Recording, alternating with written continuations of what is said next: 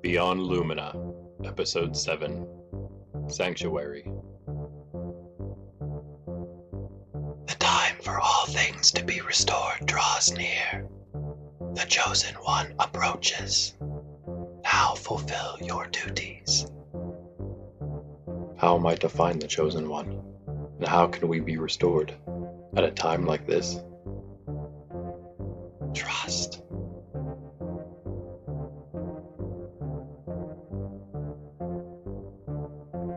Upon boarding, Aezic and what had become his temporary crew of Vala, along with Zaryo and the others, examined their savior's ship.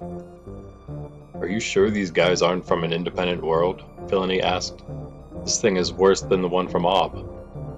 This ship looked to be more like multiple ships stitched together, as though it had all been salvaged and made into one new vessel. "It's better at the moment," Aezic replied, "since it's actually running." He turned to the man who seemed to be the ship's commander. "We're grateful for your help. Fodder, was it? My name is Aezic Zin."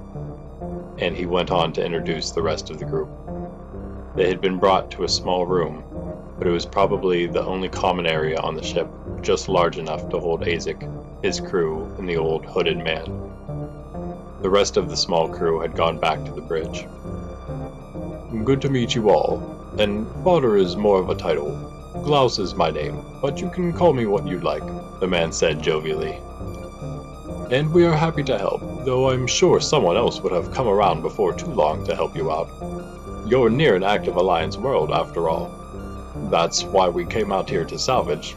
There is a lot of traffic around Sotama, and not all of the pilots leaving its space are suitable to fly when they do."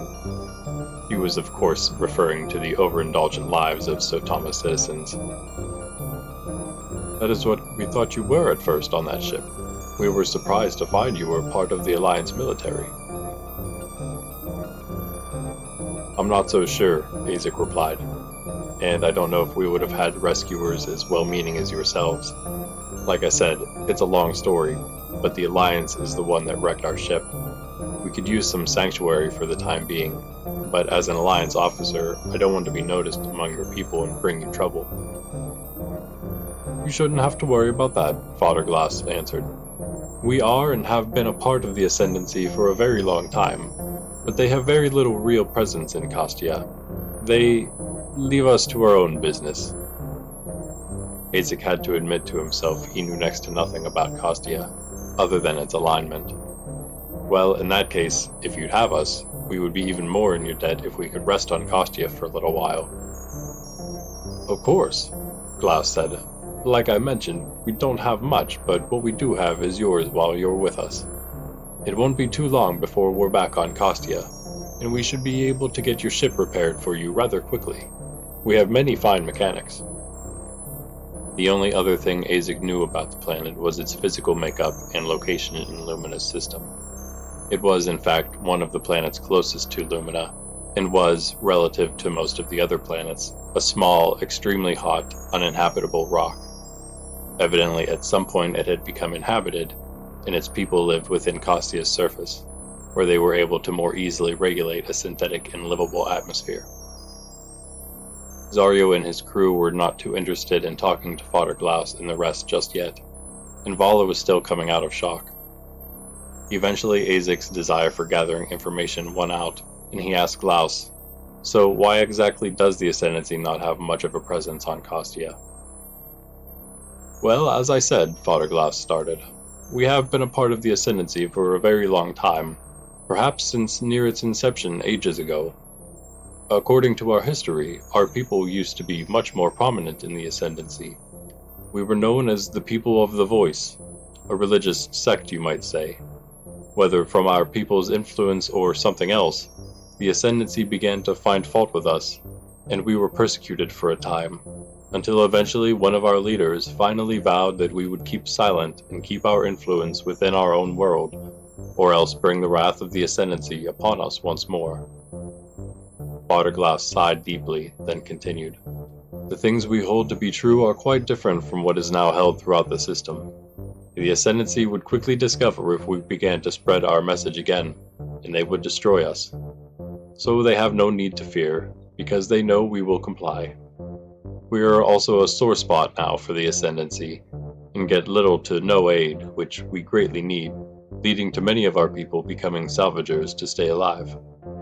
But there is really no escape from the Ascendancy for us, as we are located in such a position that there is always a prominent Ascendancy planet not far away. We are essentially trapped, and so for this reason too, they have no need to closely monitor us. I'm sorry to hear all of that. I can't imagine what it would be like living under the rule of the Ascendancy, Aezic said. Although this may be extremely lucky for us, no Ascendancy or Alliance, or Federation for that matter, he thought. We might actually be safe for a moment.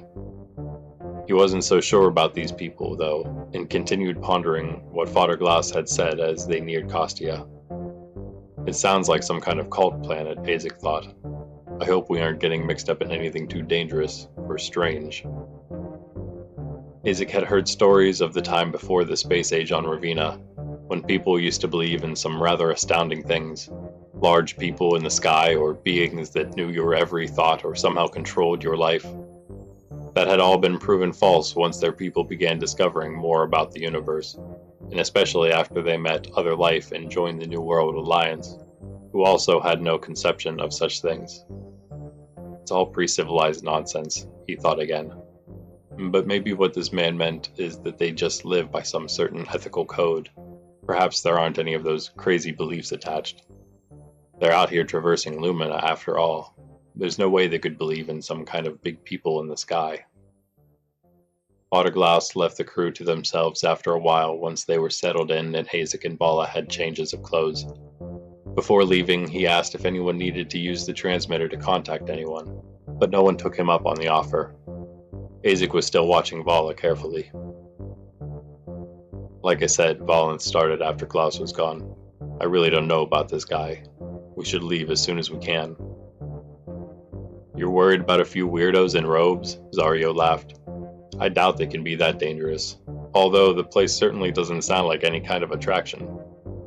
Aezic realized he was now probably stuck with this bunch, at least for the foreseeable future. Maybe they'll actually be able to help, he thought. Now finally having a moment to relax, he thought about the strange Ravinian code that the Ascendancy had on their ship. A code that wasn't strange to him. It's a muster code. Could it be a trap? Is that the reason all the Ravinian soldiers are gone? It was hard to ponder for long about one particular thing when there were so many questions needing to be answered, on top of which he still had short, crippling headaches. If we want to clear your name, Vala added, I would agree. I don't think we will be able to accomplish much on Kostia, no matter how safe it is for us.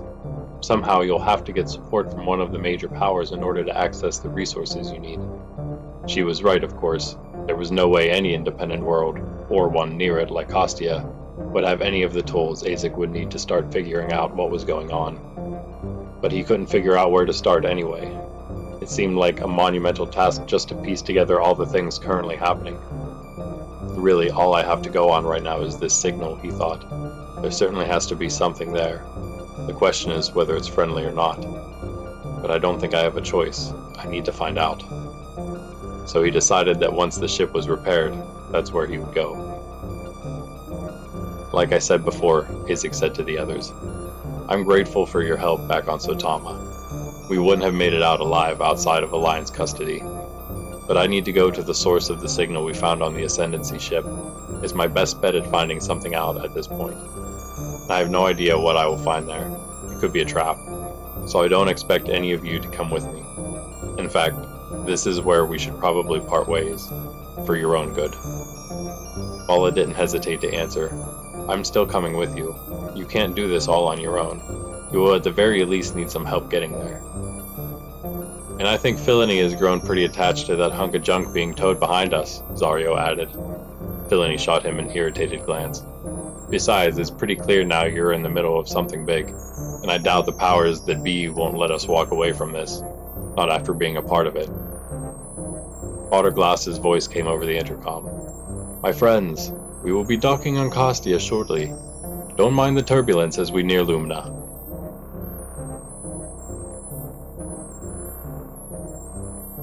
The sky was filled all rotation with transport ships arriving both on Tan and Sor, sitting between the two worlds, waiting for their turn to land. The population of Metezkar was all but annihilated, but it was a very large planet, and Tan and Sor were not quite so large, so that the amount of refugees to the two worlds ended up being notable. The private watched the familiar space shared between the two planets from his post, a view that never changed as Tan and Sor were tidally locked to each other, so that the same sides of both worlds always faced one another. He had been busy scanning and keeping tabs of the incoming ships and their passengers. From his guard post, he didn't interact with any of the refugees, but he could see even from a distance the shock and terror residing on the faces of nearly every one of the people who onboarded the transports. They probably know as much as we do about what happened. And they didn't know anything. They had heard about a similar attack several rotations ago on Ravina, but the destruction there was not nearly as bad as on Metezkar, a world now inhabitable. The best guess of the Tansorian Federation's leaders was that it was targeted due to it being the main planet of food production for the Federation. The economy of the third major power was going to change drastically, and there was even a possibility of shortages, something unheard of since the Federation was formed. The Free World Alliance had also been moving a lot of military ships to their border worlds with the Federation, a possible act of aggression, though they continue to claim that it was for defense after the Federation supposedly destroyed one of their warships. The Private thought that was absurd, unless the Alliance had attacked first, and in that case they would still be the aggressors. "Private Khmos, what are you doing over there?" A voice came from somewhere nearby. "Here, sir," the private replied. "Just thinking, waiting for the next transport." "Yes, I can see your eyes glazed over from here," his commander derided him. "A little less thinking and a little more watching. The next transport's on its way." "Yes, sir," the private said. "Sorry, sir."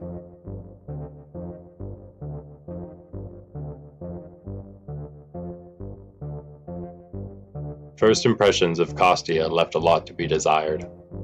The ship entered an unseemly hangar with more ships of various shapes and sizes, all patched together from multiple other vessels. And just as on the ship, both men and women in hooded robes worked around the hangar. There were others who wore normal clothing, though they looked rather tattered. The people also looked rather frightened at the sight of Aezic and the others.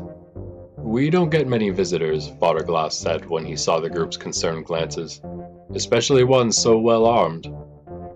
"We don't want to scare your people," Aezic replied. "If I can keep my pistol, we will turn over the rest of our weapons while we're here, as long as we can get them back if and when they're needed." "I'm sure that would relieve a lot of their worry, and build some trust between you," Glass said. "We are quite resilient, but there is much fear among our people, and always has been since the Ascendancy nearly destroyed us all." "My people recently suffered a similar fate at their hands," Aezic mentioned, "so I kind of know how they're feeling, and I don't blame them.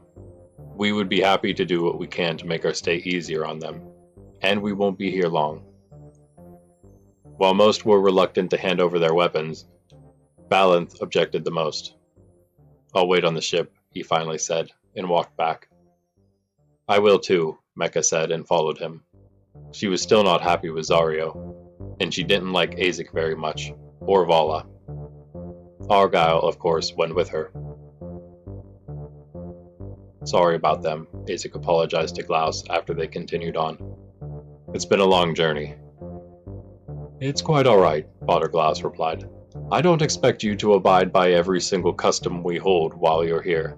Lumina is a big system after all. As long as you respect my people, you are welcome here, and I don't see that being a problem. Come this way, I will take you to our capital, Omnis, named after the great architect of our world." Oh no, Aezic thought. They do believe in some big person in the sky. Glaus took Aezic, Vala, Zario, Filini, and Usion to a nearby grav car, and took off down the wide tunnel. "Due to our proximity to Lumina, our entire world is underground and sustained by a synthetic atmosphere," Fodder Glass lectured as they drove to the capital. "It's all tunnels. Some of them are natural, but most we made ourselves and connected into a network that spans the globe. You're certainly people of ingenuity, Aezic replied. With this tunnel network and the way you can refurbish ships, where'd you come across such knowledge in a place like this? While we may be its most despised members, Glass said, we are still part of the Ascendancy, and have received some of their knowledge, thankfully enough to help us survive here without their help. In a short time they reached Omnis, the capital city. The crew was actually taken aback by its beauty. It was simple, but the entire city was hewn from the rocky ground of Castia. It reminded Aezic of his home on Ravina. The city was laid out in a very precise way, with a few main tunnels that led out to other places. At one end of the city, what Aezic considered some kind of city center, was a massive building ornately carved into the side of the wall. What on Lumina is that? Zario murmured in admiration. Probably some religious building, Aezic thought. That is our destination, Glaus replied. It is the Grand Temple of Omnis, and also my home. You live there? Zario asked in astonishment. Wow, you must rank pretty high around here, eh, old man? Well, not exactly, Glaus chuckled. I live there with others like me, as we are the primary stewards of Omnis here on Castia, really in all Lumina. We are called the people of the voice because those who align their will to the will of the One can hear the voice of Omnis and heed his call. You see, it is due to our belief in Omnis that the Ascendancy banished us and essentially imprisoned us here. If they heard the name Omnis uttered outside of Castia, they would know we didn't keep to the command, and they would return to wreak havoc. In any case, the temple is where me and others like me, who are devoted to serving Omnis, rest our heads and have the occasional meal. But other than that, it is the holy place of our people, and also the place where I and the other devotees do most of our work. While everyone here believes in Omnis, the devotees are the ones who voluntarily take up this servant position. You can spot us by the hoods and robes. It must get pretty crazy with all those people in there, Lucian wondered. Aside from those coming to offer sacrifice, there are only the devotees inside, and we do not have families as we all make a sort of life bond to serve the One himself. The One? Omnis? Sacrifice? Aezic was beginning to wonder if it was a good decision to come here. They were heading for the main place of sacrifice, and for all he knew, they were the victims. Sacrifice? Aezic asked Fodder Glass. Oh, I'm sorry, Glaus replied with a laugh. Nothing like on Redrinian back in the day. Just sacrifices of their time or, even better, a sacrifice of their desires and will to that of the One, who they know desires the best for them. I suppose that's reassuring, Aezic thought. They left the grav car and made their way into the temple, which was indescribably large once they got up close to it. The cave containing the capital of Omnis was massive in itself, and the temple rose nearly to the top of it. After a grand rock-hewn entryway, as all things were, there was an enormous room spanning almost as far as the crew could see. In the center was a huge, ornate statue depicting something that the crew couldn't describe. Other statues and beautiful wall-carved pictures circled the outside of the sanctuary. There were people all over the place, some next to statues, some walking through, many lost in thought. Some spotted the newcomers that were clearly not from around there, and were startled like those at the hangar. The people near the entryway quickened their pace to get away from them. I apologize again for them. They're really just not used to Outlanders, Fodder Glass said quietly. This is the main sanctuary. He made an arcing motion with his arm. It's the primary part of the temple for the public, though there are some smaller sanctuaries around as well. The women of the Order live in the western wing, while we live in the eastern. Come, we will get you something to eat. The group followed Glaus to the right and through a doorway leading to a long, rocky hallway, but Vala was still standing in the main sanctuary, staring at the large statue in the center. Vala, what are you doing? Aezic said, which seemed to come out much louder than he intended. Many of the people stared at the group again. I'll be right there, Vala replied. Just give me a minute. She'll be fine here, Glaus reassured them. Come along, we won't be far away. They started down the hallway, which was strewn with rooms on both sides. They didn't go too far before turning into one of them. Here's one of our dining areas. Someone will be by in a moment with some fresh meals. That's what I call service, Usian said, quite famished at this point. One of the many ways we're able to serve one another here, Klaus answered. We all have jobs, be it here at the temple or out somewhere around Kostia. There are other temples around the world for people to have easier access, but all of the devotees call this their permanent home. Fodder, who are these outlanders? A voice came from outside the dining room. And why have you brought them into the living quarters? Fodder Blem, Fodder Glass said with a forced smile. They're just a small group of travelers who had some problems out in deep space, and we happened upon them. I thought I would get them a meal since we've been out there for a while. Yes, Father Blem said, unamused. And I suppose that's why you barely brought anything back again. That fuel is precious, you know, and not to be used to make your ship a taxi, much less to bring people back here. What if Drop would find out? Drop doesn't care what happens around here, Klaus replied. And they won't be here long. They just need their ship repaired. Blem scowled. I am taking this to Abo, mark my words. Then he left. Just after, a woman entered the room. She too wore a hooded robe, but the hood was down. Oh, hello, she said, surprised by the crew, just as all the other Castians. You brought visitors, Fodder. Well, here are 5 dishes for you. Thank you, Sutter. And make that 6, please, Klaus said. One is still out in the sanctuary. Of course, here you are. She placed 6 plates around the table.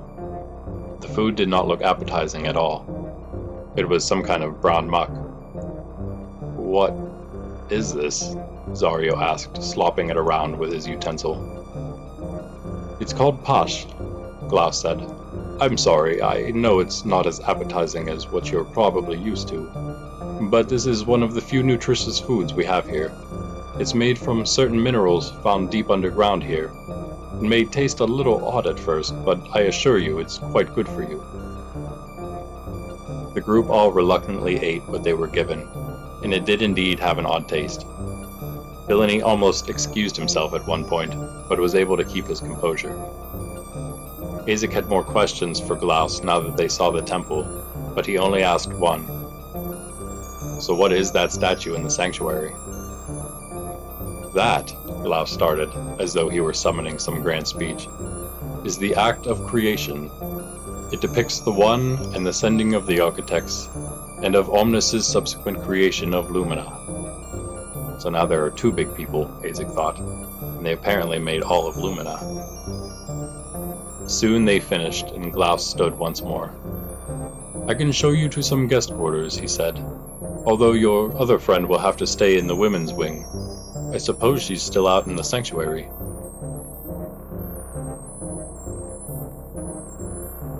Vala gazed up at the massive statue, a large, ambiguous, and clouded figure sitting above, perhaps guiding a wide, swirling vortex, which itself sat atop many rings with spheres. But it wasn't the enormity or the beauty of the statue that had Vala's attention. In fact, it wasn't the statue at all. As soon as they had entered the sanctuary, Vala felt a shock run through her body, and she was terrified. Even more so than when she thought she was going to die aboard the Albion ship, with no idea why. She had intended to continue with the group, but something was telling her she must stay. She had to. Soon after the others left, something seemed to suck all of the sound out of the sanctuary, and it was noiseless. Then Vala heard. She wasn't sure if it was out loud or in her head. It was her native name,